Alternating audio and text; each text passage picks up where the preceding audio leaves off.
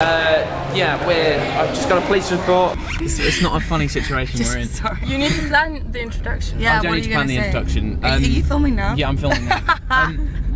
What do you think the chances are of us finding my passport in... Finding your passport in the Kosan bars? I think it's 17%. I'd give you a 2% chance. 17. I think 2%'s a little pessimistic. I think it's realistic. I'm gonna give I'm a realist. I'm gonna give it a solid 20%. Ooh, yeah, that's big good. talk. You don't even know which bar it was that you left it in. Shut up. So we just swapped shirts because it's raining outside, and it's a white shirt to go see through. And thank you.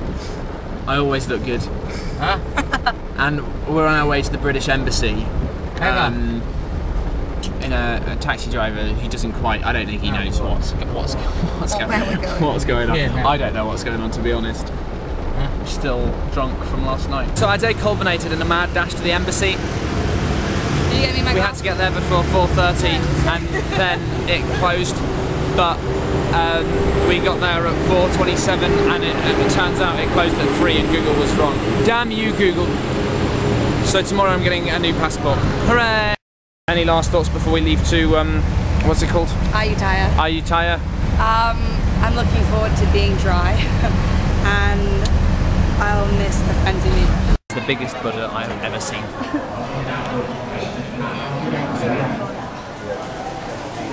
This guy is covering a city or a palace with his tongue.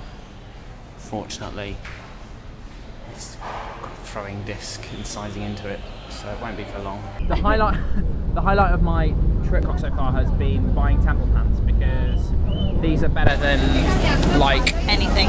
Better than life. They feel so lovely. I'm not wearing any boxers, and it's mad. As it turns out, that spirit was mistaken, because we're cycling around the various historical monuments there. It is, after all, the historical centre of Siam.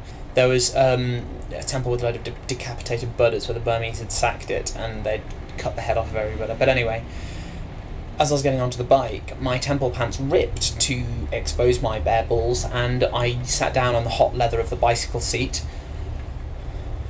And then, as we cycled, it ripped more and more and more, which culminated in... yeah, and I'm pretty sure I gave the car behind a pretty comprehensive flash of my balls. This is the river bus that took us to Ayutthaya.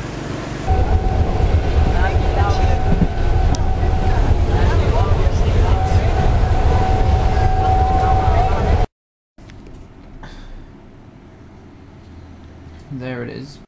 The passport phone on, and just go with it. I'm wearing headphones now. You know, cool. So what? It involved basically getting the passport wasn't so bad as getting the stamp. The stamp was a hard day's work. I got into the Thai immigration at about 10, and sat down. I queued for 2 hours to see the guy, and I gave him, and he said, "Oh, you've got to get a photocopy." Hadn't been told until then, lol. So I went down and I photocopied the letter from my embassy, my passport, and the